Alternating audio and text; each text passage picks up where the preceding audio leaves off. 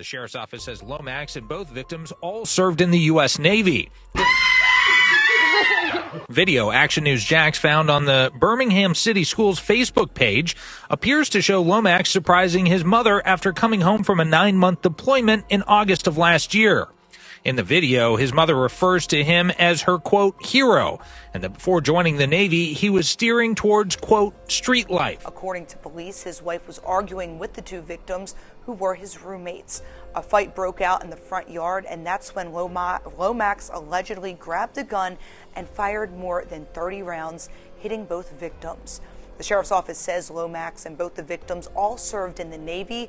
Lomax was arrested and his wife was questioned, but she has since been released. He faces 2 counts of second-degree murder and is being held without bond. In a quiet neighborhood in Orange Park, Florida, a home shared by 3 young Navy sailors and his wife became the center of a tragedy that no one saw coming. A 22-year-old Navy sailor is now under arrest, accused of fatally shooting and killing his 2 roommates. But according to investigators, the violence did not start with him pulling a trigger. It started with his wife. This case is disturbing not just because of how it ended, but because of how it began.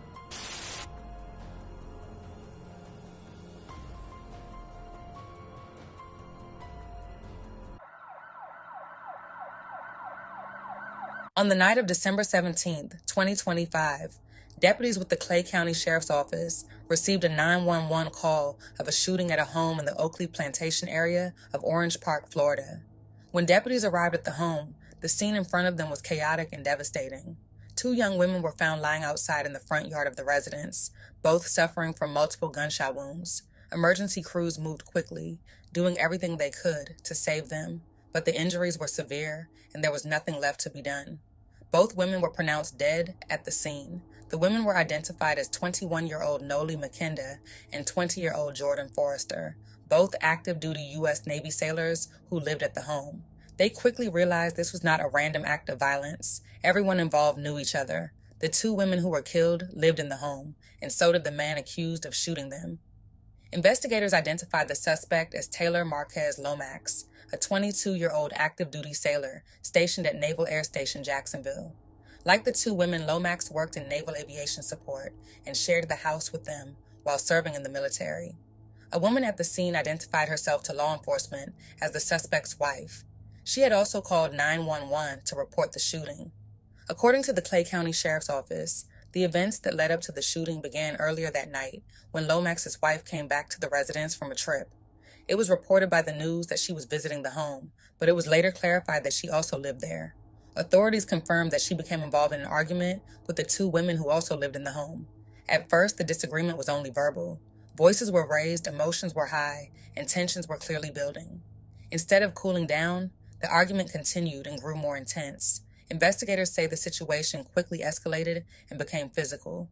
All 3 women became involved in a physical fight, and the confrontation moved outside into the front yard of the home.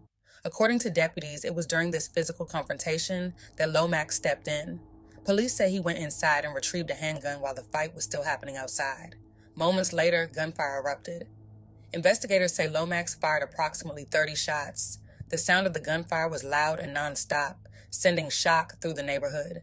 Some neighbors said they froze when they heard the shots, while others dropped to the floor inside their homes, afraid bullets could come through their walls. When the shooting stopped, Noli McKenda and Jordan Forrester had both been struck multiple times. They were found lying in the front yard of the home.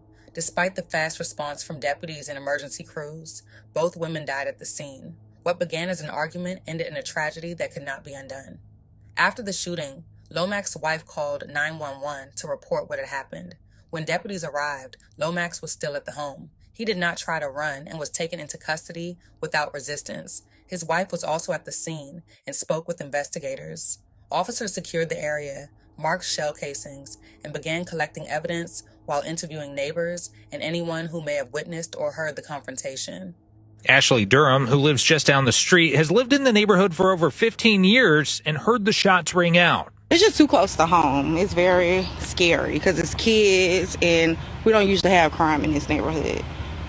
Yeah, it's just scary. Lomax's wife is the one who reportedly called 911. Lomax was arrested and his wife was questioned, but she has since been released. Durham says the entire ordeal has left her and her neighbors with a feeling of unease and sadness for the two women who lost their lives. You have to be on your P's and Q's, not always, but like now, like with the kids playing outside, you don't know what's going to happen now. Like we had a suspect like down the street from us, like a couple of houses down, so that's scary. Lomax was later charged with 2 counts of second-degree murder and taken to the Clay County Jail, where he is being held without bond. His first court appearance is scheduled for January 20th, 2026. His wife was brought in for questioning by investigators and later released. Authorities have not publicly explained why she was released or whether she could face charges in the future, leaving many questions unanswered. According to statements she gave to police, Lomax's wife claimed that she felt attacked during the fight with the 2 women. She told investigators that the situation felt overwhelming and out of control and said her husband stepped in because he believed she was in danger. Law enforcement has acknowledged her account, but has emphasized that the case will be decided based on physical evidence, witness statements, and the full circumstances surrounding the shooting. She explained that her husband was protecting her when he shot and killed the women who were also sailors. In the house, and they slammed the door, being loud and insinuating, said they'll beat the which they was insinuating at me because they don't like me. So I got up out my bed and I said everybody has to get out. So once I said everybody has to get out, I came outside and I was on the phone with my mom. They came out and they both said, what the is your problem? And I said, y'all have been disrespecting me in my house, y'all have to go. So Noelle McKenna is the one that hit me in my face, and I ended up hitting her back and we got to fight. And that's when Jordan Serenity Jada, she jumped in and they started jumping me, and that's when my husband fired shots.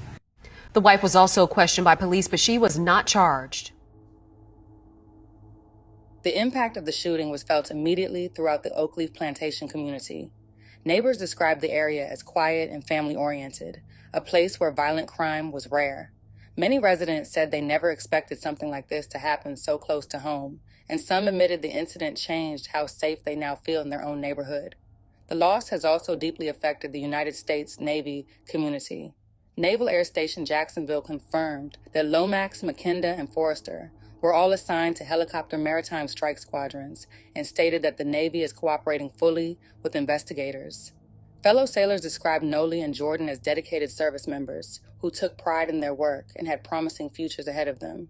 For Noli McKenna's family, the pain reaches far beyond Florida. Noli was a Congolese woman serving in the United States Navy, and her death has shaken Congolese communities both in the United States and abroad. Her family, including her mother, has asked for diplomatic assistance so she can travel to the United States, attend court proceedings, and receive clear answers about how her daughter died. For them, grieving has been made even harder by distance and uncertainty. As the investigation continues, authorities are still reviewing evidence and witness statements to fully understand what led to such extreme violence. The legal process will now determine what happens next and whether any claims made will hold up in court. For now, 2 young women are gone, their lives cut short in a place they once called home, and a quiet Florida neighborhood is left trying to make sense of a night that changed everything. As this case moves forward, the flashing lights have faded, the police tape has come down, and the neighborhood has returned to something that looks like normal. But nothing about this is normal for the people left behind. 2 young women should still be here. They should still be planning their futures, reporting for duty, calling their families, and living the lives they worked so hard to build. Instead, their names are now spoken in past tense, tied forever to a night that never should have ended the way it did. 22-year-old Taylor Lomax, a U.S. Navy sailor, is booked on 2 counts of second-degree murder. Deputies say when they arrived, they found 2 women, 20-year-old Jordan Forrester and 21-year-old Noelle McKenna, shot multiple times in the front yard, both dying at the scene. Deputies say Lomax was still there and was taken into custody. Investigators say that Lomax and the 2 victims all lived together as roommates and all served together in the Navy. Deputies say Lomax's wife came to visit, then got into an argument with the roommates. They say that argument then turned physical outside in the front yard. Deputies say that's when Lomax pulled out a handgun and fired about 30 rounds, hitting both women several times. And we spoke with a lot of people today who could not believe this happened. I was in bed. I didn't think anything of it, and I just went back to sleep. And then when I got up this morning to go to work, I could barely get out of the driveway because the street was full of cop cars and ambulance and stuff like that.